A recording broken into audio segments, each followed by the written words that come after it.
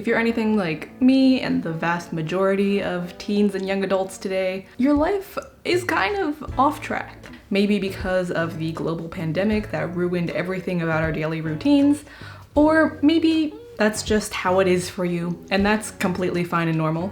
In today's video though, I'll be giving you advice on how to upgrade your life, get it all together this summer, or maybe you're watching this in another season.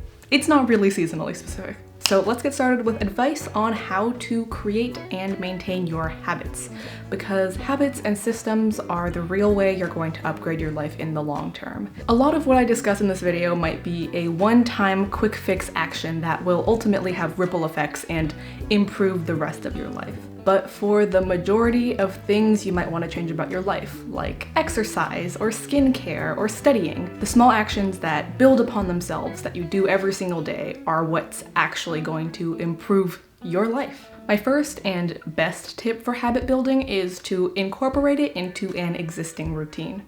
For me, that usually means tacking on everything to my massive long morning routine. Let me know if you'd want a video about that, by the way. And it's also very important to be highly specific in how you're adding this extra habit in. Don't just be wishy-washy like, oh, I'll do this in the morning. Because the way habits work psychologically is that they require a cue in order to result in a particular action. So what I recommend you do is write down the highly specific order in which you're going to be doing all your habits. That way you can commit to particular cues. If that seems a bit unclear, here's like a specific example of what worked for me.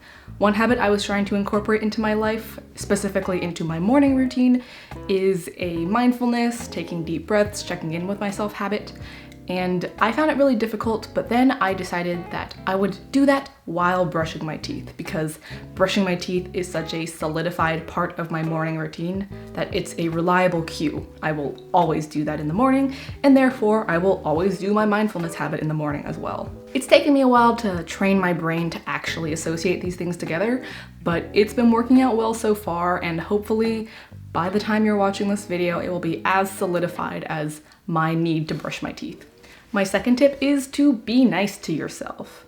You can't willpower your way through everything if you are bullying yourself into having no energy and therefore no willpower. Additionally, trying to force perfection onto yourself can really derail all of your habits. Having that sort of all or nothing mindset will result in you picking nothing as soon as you mess up the first time, which is completely unnecessary. Because honestly, and you tell me what's better, but I think we'll agree. Is it better to do your habit consistently for about 80% of your life, or to do it perfectly for 10 days in a row and then quit forever? We're all human, and sometimes we're forgetful, or we're tired and lack willpower. So those are the two tips that work best for me, and besides those, there are a lot more tips in the millions of books I've read about habit building. If you don't have time to read like 30 books like I have, here are my top two recommendations. The first one is Better Than Before by Gretchen Rubin, and the second is Atomic Habits by James Clear. I highly recommend reading those. They're great for anybody who's interested in self-improvement. And now let's move on to the specific things that I recommend doing to upgrade your life and how you can do them.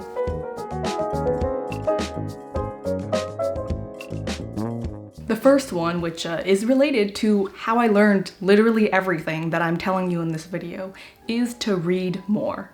I'm not even exaggerating to you. Reading, both fiction and nonfiction, have changed my life, and definitely for the better. And the great thing about being able to read is that it allows you to learn pretty much anything that has ever been written down and printed. Assuming it's in your language, but you can probably find translated versions too. I don't know. That's not relevant at the moment. And you don't just have to limit reading to sophisticated textbooks and nonfiction.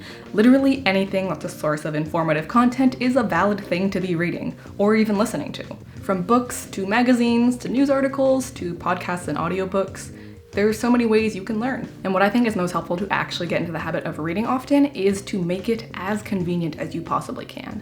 I love paper-bound books as much as the next person, but sometimes for convenience sake, switching to a digital format is a lot easier. You can put books on your phone using the Libby app, which is an app that allows you to check out ebooks from your local library, or you can try audiobooks or podcasts, which are native to the phone. And you take your phone with you everywhere, and it's the default device you pull out when you want to kill time. So having reading and learning there as a more productive, helpful alternative to scrolling on social media is the perfect substitute. Additionally, don't be afraid to break down reading into chunks to match your attention span. I know that TikTok has absolutely wrecked my attention span over the past year, and even as a lifelong avid reader, it's taking me a while to readjust to actually reading long things. It's nothing to be ashamed of, and it doesn't mean that you're limited for life. I personally believe everyone has the capacity to be an avid reader like I am, and it just takes a little bit of work in order to expand your attention span to be hours long for an entire book.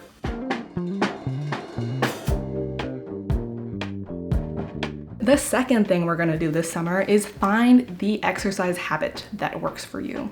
Notice how I said find the one that works for you, not force yourself, strong arm yourself into something you don't actually like. Culturally, we tend to think of exercise as forcing yourself to struggle with heavy things or sweating it out, panting while you go on a run. But the thing is, it doesn't just have to be these things that seem like suffering.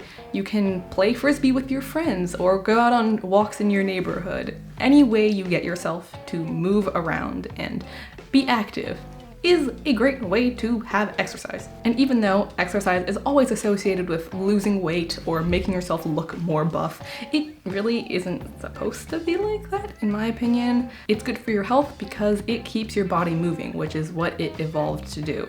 And you don't want to get heart disease or anything in the future from just sitting around all day. And I'm not gonna lie, the first couple of times you try to exercise, nothing will be fun, everything will hurt. It's gonna take a couple weeks of just being absolutely miserable to get from being completely out of shape up to a baseline level of fitness where moving your body will actually be fun. Trust me, I have been there. In my freshman year of high school, I was pretty sedentary and unactive until I joined the track team, and oh boy, I could not run for like more than 5 to 10 minutes in a row without just completely giving up. But within a couple weeks, I worked my way up to being able to run 20 minutes in a row and then 30. And by the end of my high school experience, I was a recruited athlete for track and field and cross country. So trust me, there is always hope for everybody. You just have to find what works for you. I'm, again, partial to running.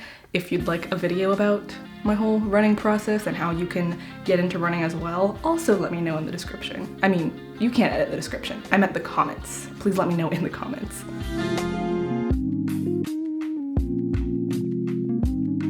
The next step in our little 7-step program is to learn something new about yourself. We all want that indie movie coming of age experience, and it's not gonna happen for most of us because most of us don't have several $1,000s worth of camera lenses through which to romanticize our life experience, but there are still many small attainable things you can do to discover yourself this summer. One thing I highly recommend is to try something new, something you've never done before. You can pick literally anything from going to a new restaurant down the street to like literal skydiving. It's all valid, it's all good as a new experience.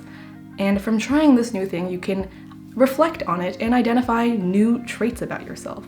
Think about how you actually felt about that experience. Did you like it, not really like it, somewhere in between?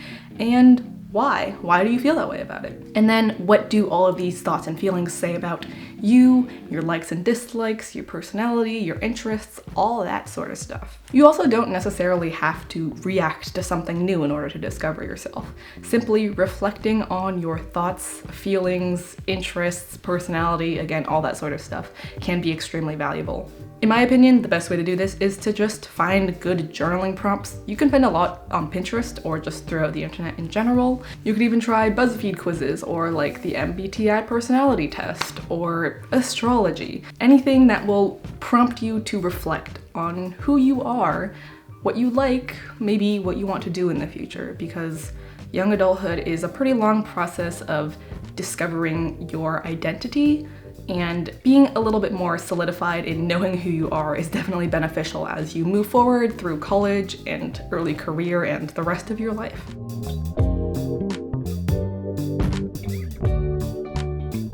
Next up, I highly recommend that you declutter your entire life. While decluttering is like literally the act of getting rid of things you don't want, the real purpose of it is to make enough space for everything that you do care about, because that way you won't be spending so much mental energy and like literal physical cleaning things up energy on things you actually don't really like. And not only can you declutter your physical belongings by, cleaning your room, getting rid of old clothes you don't like, I also, in this day and age, highly recommend cleaning up your digital space as well.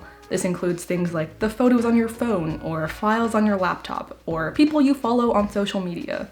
Everything you come in contact with day to day, it's helpful to start reflecting on what is actually adding value to my life, what actually brings me joy, and what is kind of just a time suck, energy suck that I can get rid of and move on from. Decluttering takes like a couple of days to a week, and honestly, the most important part of it to me is the mindset shift of it all.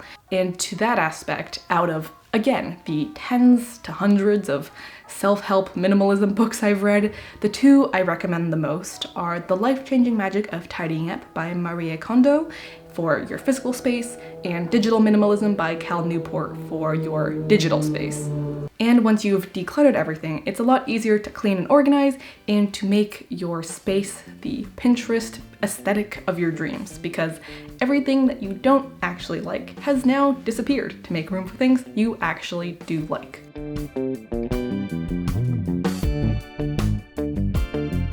With the extra free time you might have during the summer break, I also recommend learning a new skill. Maybe if you're like me, there's a million things you want to learn and you reasonably do not have time to do them all, or maybe you just haven't thought about what you might want to learn about.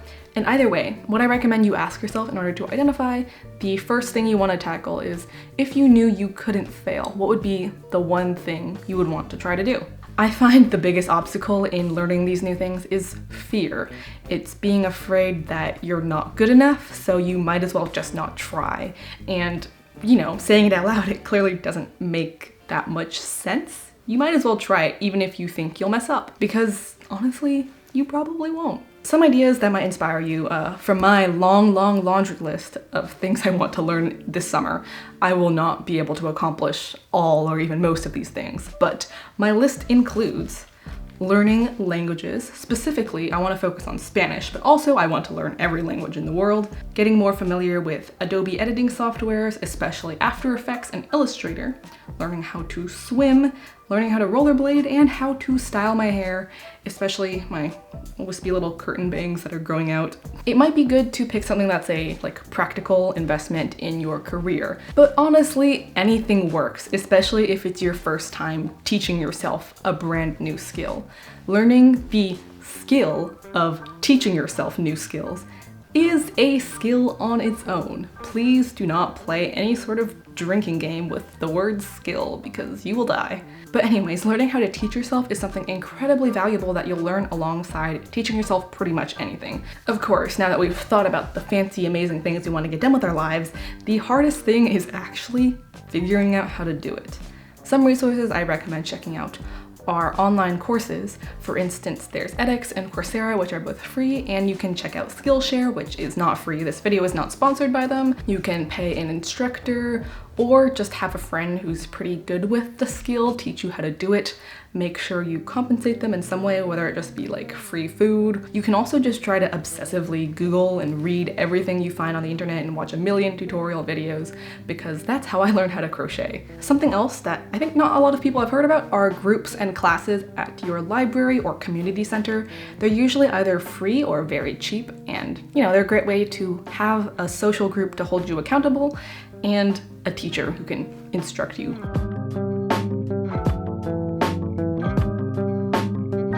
We're almost at the end. My second to last recommendation is to rework your break time. Think about what you usually do if you have a 5-minute break in a Pomodoro session, or you're just standing in line somewhere and you need to kill time. It's completely natural to want to do something mindless and relaxing and not force yourself to be 100% productive all the time, including during your break time. That's completely normal. I'm not here to shame you for that. But the quote-unquote relaxing and mindless things that most of us gravitate towards are not actually all that relaxing. For instance, I usually end up scrolling through either Instagram or TikTok. And once I started actually being more mindful and observing how those apps made me feel, the feeling was not relaxed. It was usually some sort of heightened emotion, whether that be positive or negative. Of course, what I observe in my life is not necessarily going to be true for everyone. Maybe social media really does help you unwind. It's just something you want to stop and observe within yourself. And if social media doesn't help you, maybe try new things and see what actually does help you relax. Out of all the specific changes I mentioned in this video, this one is definitely the most difficult habit to change, but I definitely think it's worth it to make small shifts towards actually being more relaxed, even if it's only very small shifts.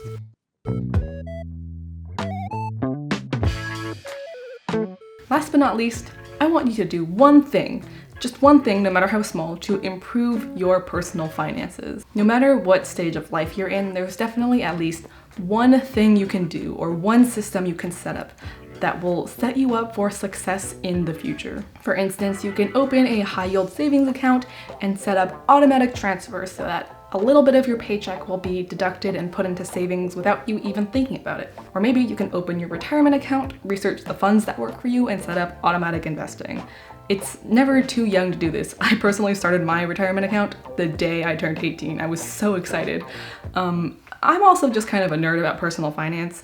I did a lot of research about it last summer, and then I made a whole video about personal finance for students. So if a lot of the words I'm saying are like completely foreign to you, definitely check out that video to learn like what a high yield savings account is or what retirement account funds are, you know, just in case you need that. Another idea might be to get your first credit card and set up automatic full payments so that you can start building up your credit score. If you're under 18 and most of these like accounts and credit cards don't really apply to you, you can also just try to work a few odd jobs like walking dogs or mowing your neighbor's lawn over the summer and try to get a little bit in the bank that way. Maybe even just selling some of your old clothes on Depop or putting your birthday money in a checking account instead of spending it immediately. Like there's always at least a little bit of something, and please do find that thing and do it. Anyways, that is the end of today's video.